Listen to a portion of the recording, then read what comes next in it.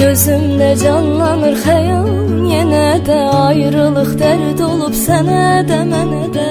Ölüdə sözsüz ölərəm.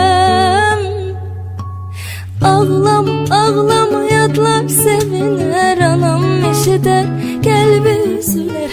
Ağlama bu həsrətin xatirinə.